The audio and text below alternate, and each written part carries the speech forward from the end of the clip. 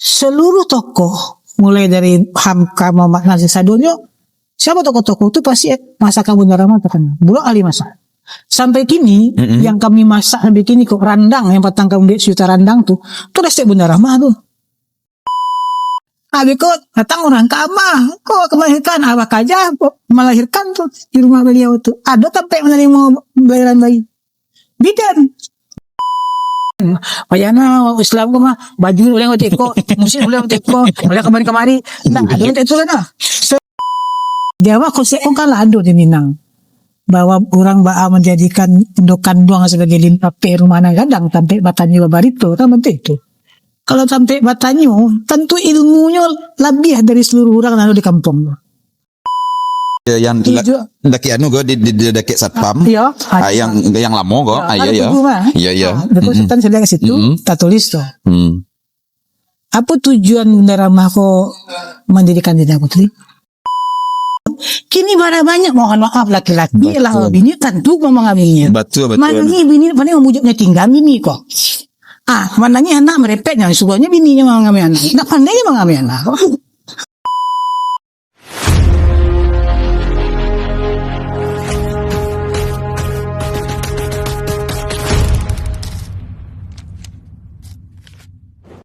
Kita bercerita tentang Minang dalam perspektif Padusi. Beliau adalah keturunan langsung dari Syekhah Rahma El Yunusiah yang selalu kita dengar, pendiri perguruan Diniyah Putri.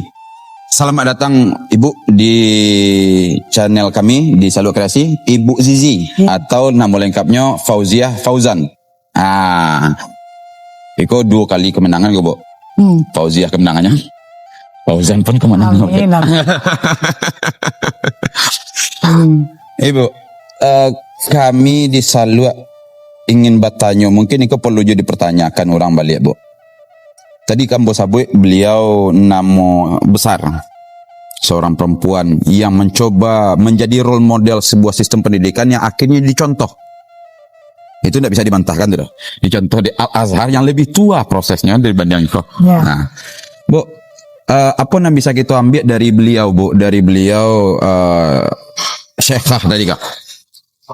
Atau ada yang menyebutnya Ibu Rahma, macam-macam sebutan beliau. Tapi Ambul memakai gelar tertinggi beliau yang diberikan oleh orang lain, yaitu Syekhah Rahma. Apa yang harus kita pelajari dari beliau, Bu?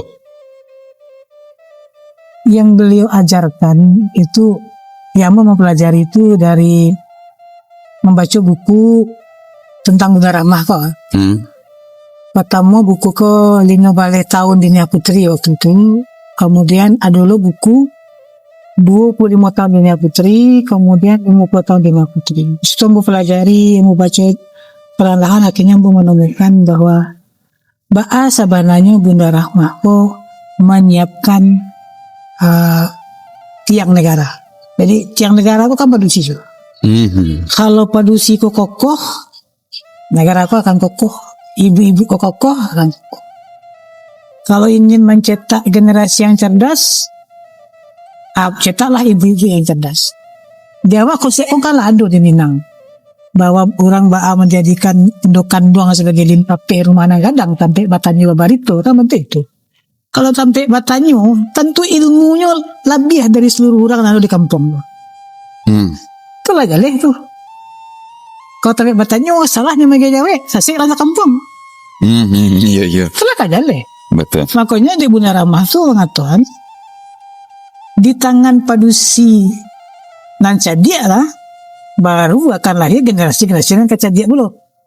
Kalau ingin generasi pandai, cerdas, maka siapkanlah ibu-ibu yang cerdas. Itu kunci. Nah, Pak Cali akhirnya mau pernah mempelajari seketek neuroscience itu ternyata gen kecerdasan manusia itu dominasinya adalah gen dari ibu. Ketemu sama teman saya tuh. Sains. Iya, di brand yang mengadakan kecerdasan termasuk yang ada di kaumnya itu ternyata itu adalah dari ibunya. Makanya Nabi mengatakan, Rasulullah SAW mengatakan, ya Rasulullah, saya yang kami muliakan. Pertama ibumu, saya ibumu. Kedua, yang ketiga ibumu, baru ayah. Yang keempat. Ternyata penyumbang kecerdasan seorang manusia itu 3 kalinya adalah ibunya, lalu ayahnya. Mau apa? Iya. Begini kok bisa disebut kok sumbangan gen ibumu kok. Oh iya. 3 kalinya baru ayah. Dan itulah ilmiah. 3/4 ya, 1/4. Dan itu ilmiah gini. Nah, maka Bunda Rama fokusnya itu mencetak ibu-ibu yang akan melahirkan generasi yang kuat kok. Nah, lalu beliau mencadek sebagai padusi Minang, beliau menegakkan bahwa sebenarnya padusi Minang kok. Kalau cadek sejarah Minangkabau, pertama kali Islam kok di Minangkabau kan abad kanan boleh. Iya. Sultan Alif Fatullah. Adat bahasa di Sarak bahasa di Tabula. Sampai munculnya Sumpah Hati Marapalam. Marapa. Nah, seluruh ajaran-ajaran adik-adik yang cocok di Minang tentu mesti disesuaikan juga adat agak ajaran Ya, ada asimilasinya. di Sarak itu kan. Nah, bahwa Bunda Rahmah menjauhi iko, mengkemas iko, mendudukan iko. Maka beliau mengatakan membuat pendidikan jenjang putih itu kalau pai kadinya di muka asrama tuh ada tugu nak. Iya, ada. Nah, pai kasih tuh Sultan singgah baca di situ, ditulis tuh. Iya, yang Tujuh. daki anu go di daki satpam. Iya, yang lama go. Iya. Iya. Betul Sultan saya ke situ, tak tulis tuh. Apa tujuan Bunda Rahmah kok mendirikan jenjang putri? Melaksanakan pendidikan berlandaskan ajaran Islam. Untuk apa? Untuk membentuk putri yang berjiwa Islam. Ibu pendidik yang cakap, aktif, bertanggung jawab tentang kesejahteraan masyarakat dan tanah air. Sebagai apa? Sebagai pengabdian kepada Allah Subhanahu wa taala. Kok ujungnya tajam Ibadah. bahwa seluruh yang dilakukan padusi Minangko muslimah kok untuk pengabdian kepada Allah Subhanahu wa taala. Nak minta ensen, nak minta federasi dah. Tidak. Ikhlas kok mah. Kau jangan ikhlas. Nggak like tadi dia. Minta federasi orang. Clear tuh. Nah, iku untuk menerjemahkan itu. Iku tidak mudah. Pertama, melaksanakan pendidikan berdasarkan ajaran Islam. Apa ajaran Islam kok? Al-Quran. Karena Al-Quran kau yang menerima adalah Rasulullah SAW. Allah yang menurunkan, Allah yang merencanakan. Al-Quran itu diturunkan dulu sebagai penutup dari semua kitab-kitab yang ada. Allah yang merencanakan akan diterima oleh Rasulullah. Allah yang merencanakan siapa ayah Nabi Muhammad kok, ibunya, baannya lahir, baa digembleng di padang fasil ibu susunya sampai gadang, sampai menikah, sampai menerima wahyu. Itu Allah merencanakan dan sampai Rasulullah menerima wahyu, maka yang paling bisa menerjemahkan maksud tiap-tiap wahyu kok ya Rasulullah SAW. Nah makanya Bunda Rahmah mengatakan pedomannya 2 lah, Al-Quran, Sunnah. Berarti sah Ahlus Sunnah wal Jamaah. Kalau tidak percaya ke hadis, tinggal Sunnah, tidak bisa masuk dunia. Itu aja lihat. Itulah aja lihat, tidak jalan jomblo. Kecil. Paham sih Mbak kan? Paham. Nah, lalu Al-Quran dan Sunnah kok untuk apa? Mana karena Jawa kok? Karena Jawa kok adalah mendidik umatnya Rasulullah. Mendidik umatnya Rasulullah. Nah, kadipangan Rasulullah yang padusi kok. Mendidik putri berjiwa Islam, keparti jiwanya Islam, ruhnya, spiritualnya, hatinya Islam. Artinya bahwa Allah redha menjadi muslimah. Ndak donya komplain. Bayana Islam mah baju boleh teko, muslim boleh teko, boleh kemari. Ndak ada yang itu kan. Seluruh acara agama Islam konya terima dengan lapang hati dan penuh kesadaran bahwa kok adalah hamba Allah. Ndak boleh komplain. Oh, dikatakan Al-Quran kurang cocok di zaman, tidak bisa. Artinya tidak percaya Jawa. Kalau karena iman itu, karena akidah itu, aja itu. Jadi menyiapkan anak remaja zaman now jiwanya Islam tuh bare itu PR tuh. Tanya lah sekolah di Minangkabau yang kau jual lah saya kapal lo guru membuat program menciptakan itu. Diajar di guru agama 2 jam sekolah seminggunya gak 2 deh mes mes setiap jam. Setiap jam. Setiap jam ikut 2 jam seminggunya. Ini ke setiap jam lah. pesantren Samuel itu nyo, Iya. godaan itu. Hmm. Ikut apa karo kuda orang tua. Nah itu kuncinya ada pada membentuk putri yang berjiwa Islam. Jadi nyo ikhlas jadi hamba Allah. Di usia remaja kok, usia penuh pergolakan. Tapi nyo lah tawadu, nyo rendah hati, nyo tahu diri bahwa hamba Allah. Setelah itu, begitu nyo meninggalkan gerbang Dinia Putri, nyo tamai, Ya. nyo lah siap menjadi ibu pendidik yang cakap. Nah, lihat cakap tuh apa? Tidak cuman mau urus Ya kan? rumah, anak kok. Sadonya kok. Karena ibuku apa? Dia manajer Manajer Operasional operasional. dia sebagai psikolog anak, dia konselor, dia sebagai konsultan suaminya, nyo manajer keuangan, nyo manajer semua sarana prasarana di rumah, aduh, Everything. everything. Nah, kemudian kalau iko selesai, inyo bergerak keluar rumah. Nyo mendidik masyarakat. Bisa di TPA, bisa jadi guru di sekolah, nyo bisa lo menggali apapun di luar rumah. Kemudian untuk apa nyo lakukan itu? Kesejahteraan masyarakat dan tanah air. Tidak keluarganya, hanya pikiran. Dampak kerajonyo kok ke masyarakat. Hamba menggali kalau mengicah, kok bisa kerajaan masyarakat? Kok tidak akan lakukan itu. Hamba membuka warnet rusak orang mereka gara-gara warnet kok kalau ndak nyatur dengan benar penggunaan iya. sih ndak akan lakukan. Hal-hal yang akan mengganggu kesehatan masyarakat jangan lakukan itu pasti itu. Ikut kok lah bicara masalah tanggung jawab kepada Allah kan? Nah kemudian kesehatan apa lagi, bantu orang lain. Nggak bisa membantu JPT, bantu di Sago. Bukan cuma orang lain, masalah bahkan di kampung awak, negari awak, turun membantu. Untuk apa itu semua? Bukan untuk mendapatkan viral orang lain, tidak mendapatkan validasi, tidak mencari follower. Itu semua pengabdian kepada Allah Subhanahu wa Ta'ala. Dan itu yang kemudian, izin ya Bu ya, itu yang kemudian sebenarnya menjadi spirit utama. Ya. Dari Bunda Rahma atau Syekhah Rahma tadi. Ya. Jadi beliau tadi ada beberapa poin ambo tangkok tadi. Perempuan itu kalau Ibu menyebut tadi kan ini menolong memelukan atau menyempurnakan tunggak negara. Ya. Tunggak bangsa gitu Ibu. Ya dalam artian wujudnya bahwa negara perempuan adalah puncak kestabilan negara tuh. Iya. Kalau ikut rusak, ya rusak sadonya. Kalau ikut aman sadonya. Iya. Oke. Dan kemudian coba abdikan dalam bentuk pendidikan. Iya. Yang dididiknya tuh tunggak. Lo beliau. Iya. Ya. Beliau tunggak juga dan beliau mengabdikan diri. Iya. Itu tanpa mengkerdilkan ya Bu. Walaupun banyak juga kan keperempuanan gitu menceritakan tokoh-tokoh lain ya. Tapi Ambo jujur sekali lah mengatakan, itu action. Mbak menurut Ibu pada satu titik ke Bu, selanjutnya Mbak bertanya.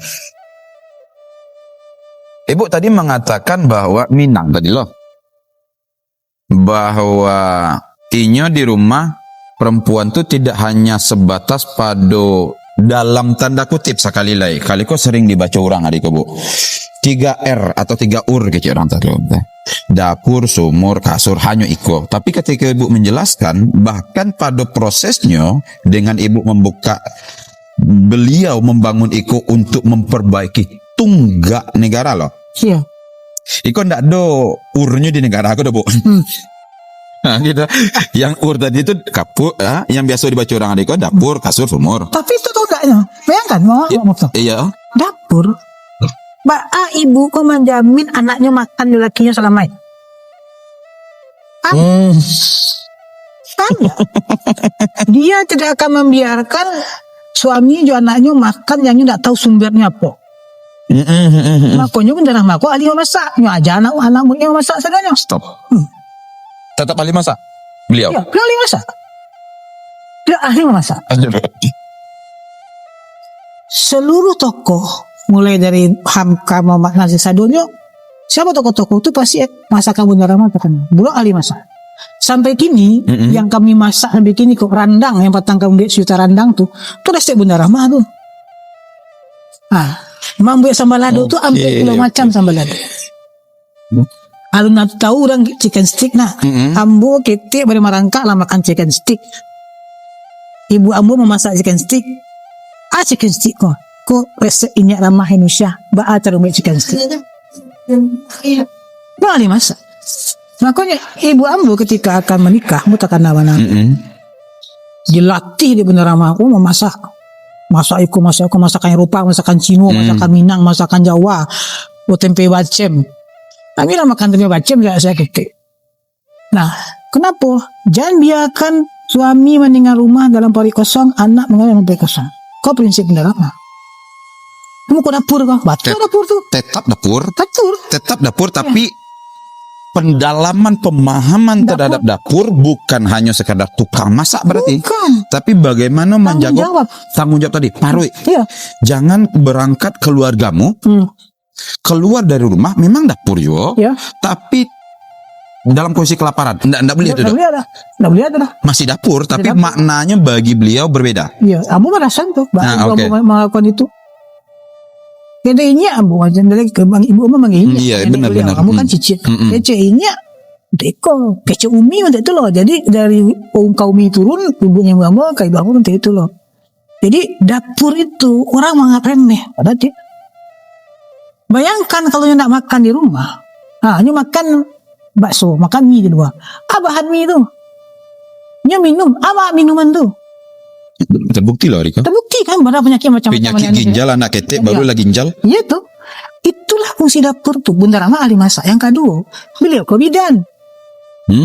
Mendapat sertifikat GIMO dari dokter Belanda. Jadi mengajar di dunia untuk anak-anak tadi, mengajar agama, mengajar kesehatan.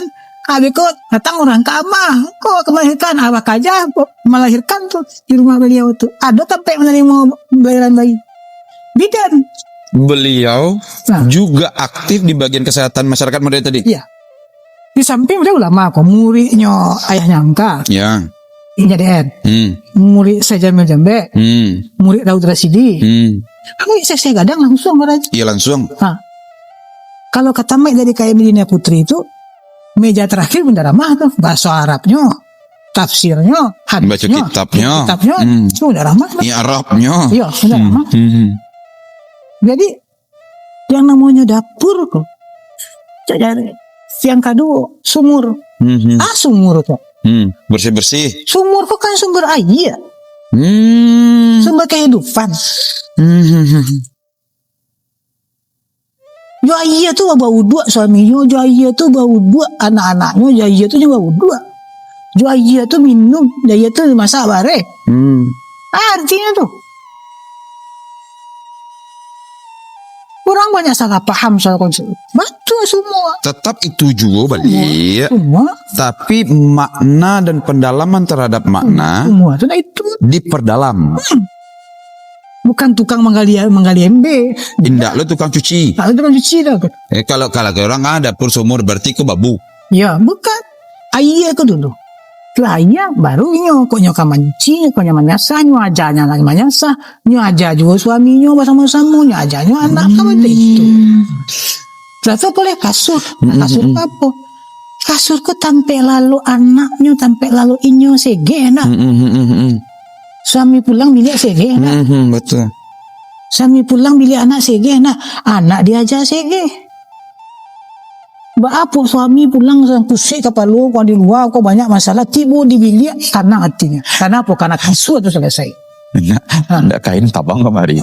Kuas ya. Kalau enggak kau tapi salimi kau gulung kan. Sudah apa gulung? Nandu tadi malah tak. Kain sarungnya lah seminggu sudah itu nak singlet tapi itu. Assalamualaikum masuk kamar tu assalamualaikum ni penganahan kan pulang penganahan dia. Ya itu. Iya. Tiga tu yang ngejamin. Itu makanya ketika kamu bertanya kan ibu kamu kan. Aku ini aku suka protes. Ini aku suka protes. Kalau orang sekolah yang bercampur atau produksi, itu suka protes. Mana kalian belajar ke sekolah bercampur tu? Nah dulu waktu beliau belajar bercampur tu kan sagan tu katanya. Ya banyak hal-hal yang mungkin tidak bisa dibicarakan secara gamblang. Ya, tu ngabotan dulu ke ibu kan. Bu, aku ini tuh protes tentang orang yang sekolah bercampur laki padusi. Atau ibu, ini aku bukan pasti bantu ikuan. Anak-anak padusi awakku nanti dididik dia awak, ini akan jadi ibu kan jadi istri. Anak laki-laki awak kalau dididik di sekolah, ini akan jadi ayah kan jadi suami. Karena judul fungsi tanggung jawab kau berbeda tuh ada sama programnya, tak mungkin kayaknya. Kalau cuma hanya magi-magi materi, aja apa hadisku, apa tafsirku, ya bisa ada persamaan. Tapi mendidik proses ini untuk siap. Kini banyak mohon maaf laki-laki lah bini tentu memahaminya. Betul. Mana ni bini paling memujuknya tinggal bini kok. Mana ni anak merepetnya, suruhnya bininya mengambil anak. Nak pandainya mengambil anak. Awan maaf ke ala gale ko istri ko parik 9 bulan ko anak kecil main jong ko hari hujan kecil udahnya dia hari hujan tuh nah inyo na ambil jamuran kain kate dah kok kejadian mohon maaf nah. Ya intinya bahwa tiap manusia dengan tugas dan wewenangnya masing-masing. Beliau mengatakan ambo pengalaman sebenarnya tanpa mengecekan pengalaman mana dia bobo. Satu hal yang paling payah ketika kami beraja, ambo di Tawalib pernah, di MTI pun ambo mencoba dan ambo tamat MTI akhirnya. Satu hal yang selalu jadi problem itu satu hal adalah ketika kita bicara salah satu yang paling murah itu kan kitab Toharah lah bagian awal selalu. Itu jarang atau jadi kikuk ketika masuk ke Toharah walaupun Toharah awalnya aman kan? Aman. Cara bacanya salah. Ndak batanya salah. Awak kalau nang laki batanya nyogala macam seakan-akan batu kece ibu. Ternyata pisahkan. Pisahkan. Metodenya berbeda. Nggak bisa. Ndak mungkin laki-laki yang akan jadi seorang suami akan sama metodenya dengan perempuan yang akan jadi seorang istri. Contoh kok kan. Ketika nyolah balik Alah balik Iya betul. Baliknya laki-laki secara fisiknya tentu berbeda. Baliknya perempuan secara fisiknya tentu berbeda. Perasaan mereka terhadap lawan jenis tentu berbeda. Pandangan tentu berbeda. Nah, itu kan diatur oleh kaidah fikih awak. Iya benar. Mohon maaf saya. Mimpi basah. Mana terbayang dewa abang itu kadang lain. Bah menyelesaikannya. Nah kalau lapan teko, bah mencari padusi itu apa yang dirasuhan, bah menghadapinya. Padusi bentuk itu dulu.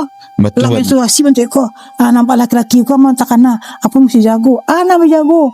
Apa dampaknya? Itu tak bisa duduk padusi laki-laki terus. Nggak bisa deh bu. Itu paling kikuk momen baraja fikih. Di momen itu paling tidak aman tuh dah. Nah, kalau Iku ndak duduk. Mohon maaf nan. Iku nampal yang banyak ndak salam mai. Kan itu. Dan disitulah beliau mencoba memisah tadi. Iya. Jadi alasannya Dinia Putri satu lah nampak banyak itulah anunya. Yang pertama kece ibu tadi itu enggak negara. Yang kedua nyepisahkan khusus untuk perempuan karena memang ini memang harus jadi padusi. Iya. Dengan sekelumit dirinya. Macam hal. Baik itu secara psikologinya sendiri. Cara berkembang bla bla bla bla. Dan intinya bahwa beliau ingin mengatakan perempuan atau padusi jadilah padusi. Bukan padusi yang bukan gian gitu tapi padusi yang tidak ngerti padusi. Berarti jiwanya belum Islam. Itu tadi berarti kan jiwanya Islam. Iya. Betul, padusi. Dia menikmati Islami padusi sesuai padusi kok yang diatur oleh aturan agama Islam.